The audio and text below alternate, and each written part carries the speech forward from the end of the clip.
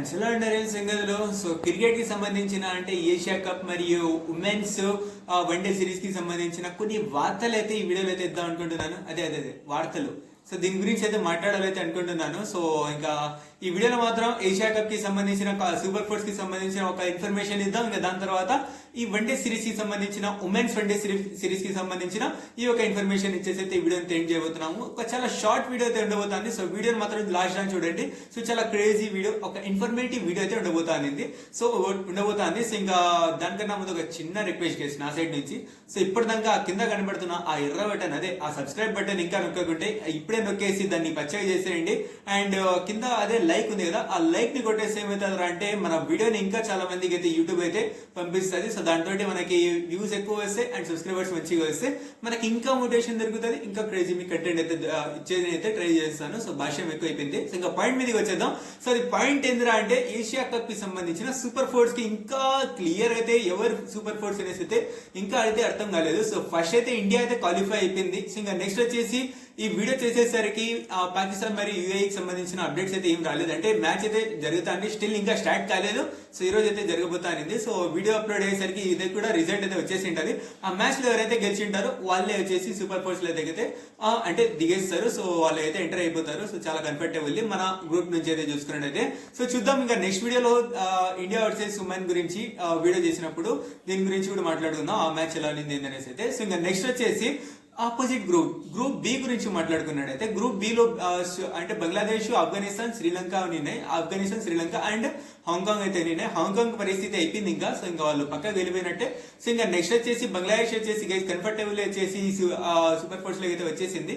ఇంకా నెక్స్ట్ చూసుకున్నట్లయితే శ్రీలంక మరియు ఆఫ్ఘనిస్తాన్ మీద అయితే మ్యాచ్ అయితే జరగబోతుంది.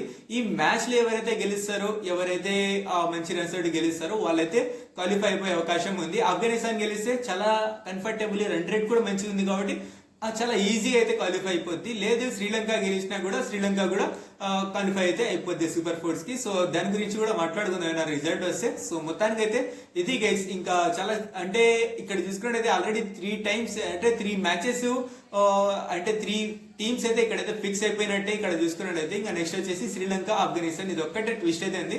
సో వాళ్ళు ఎవరు గెలుస్తారో వాళ్ళైతే చాలా కంఫర్టబుల్ అయితే సూపర్ ఫోర్స్ లో వచ్చేద్దాం. సో కానీ ఏషియా కప్ గురించి మాట్లాడుకున్నట్టయితే ఈసారి ఎందుకో నాకైతే పెద్దగా ఇంట్రెస్టింగ్ అనిపించట్లేదు. అది ఎందుకు అనిపించట్లేదు నాకే అర్థం కావట్లేదు. కానీ మ్యాచెస్ చూడడానికి నాకైతే ఇంట్రెస్ట్ రావట్లేదు. ఇక సీరియస్లీ చెప్తున్నాను కదా. సో ఇప్పుడు దాకా నాకు ఫస్ట్ ఇది నా లైఫ్ లోనే ఫస్ట్ టూర్నమెంట్ అనుకోండి ఇది. సో ఇంత చప్పగా వెళ్ళిపోతా అంటే ఇంత అంటే ఒక హైప్ లేకుండా, ఒక ఏంది లేకుండా, మన ఇండియా టీం కూడా అంత మంచిగా ఆడుతున్నా కూడా అంత ఏం లేకుండా వీడియో అయితే అంటే ఈ మ్యాచెస్ అయితే వెళ్ళిపోతున్నాయి. కాబట్టి నాకైతే చాలా సప్పగా అయితే అనిపిస్తుంది. సో మీరు చూస్తా అంటే మీకు ఎలా అనిపించింది ఏషియా కప్ చూసేటప్పుడు, అంటే మీకు ఎలా అనిపిస్తుంది, మీ ఎక్స్పీరియన్స్ కూడా కింద కామెంట్ సెక్షన్ లో తెలియజేయండి. ఇంకా నెక్స్ట్ వచ్చేసి ఇండియా వర్సెస్ ఆస్ట్రేలియా ఉమెన్స్ గురించి మాట్లాడుకున్నట్టయితే వీళ్ళైతే 3 matches అయితే 3 వన్డే మ్యాచెస్ సిరీస్ అయితే ఆడుతున్నారు. సో అందులో వచ్చేసి మన వాళ్ళు ఇంకొక మ్యాచ్ ఉండగానే సిరీస్ అయితే సొంతం అయితే చేసుకున్నారు. సో అందులో వచ్చేసి సెకండ్ మ్యాచ్ లో 292 runs అయితే చేశారు ఇండియా వాళ్ళు. 292 runs చేశారు. ఇంకా దాంతో ఆస్ట్రేలియాకి 190కే ప్యాకప్ చేసి వాళ్ళు వచ్చేసి చాలా కంఫర్టబుల్ మ్యాచ్ అయితే 102 అయితే గెలిచేశారు. సో దీంతో మన అంటే ఈ సిరీస్ మేము అయితే గెలిచేసాము. అండ్ ఇంకోటి గైస్ ఇక్కడ వచ్చేసి స్మృతి మందన అయితే ఇంకొక సెంచరీ అయితే చేసినారు. సో చాలా క్రేజీ పర్ఫార్మెన్స్ అయితే ఇండియన్ టీం అయితే ఇస్తుంది, ఇండియన్ ఉమెన్స్ అయితే ఇస్తున్నారు. So that's it guys video. ఈ వీడియో దగ్గర మీరు నచ్చినట్లయితే లైక్ చేయండి, షేర్ చేయండి మీ ఫ్రెండ్స్, ఫనీ నెంబర్స్. అండ్ ఇప్పుడు దాకా మీరు మన ఛానల్ ని సబ్స్క్రైబ్ చేసుకోకపోతే ఇప్పుడే సబ్స్క్రైబ్ చేసుకొని పక్కన బెల్ ఐకాన్ ఆన్ చేసుకోండి. Thank you so much for watching. Take care, love you all, bye.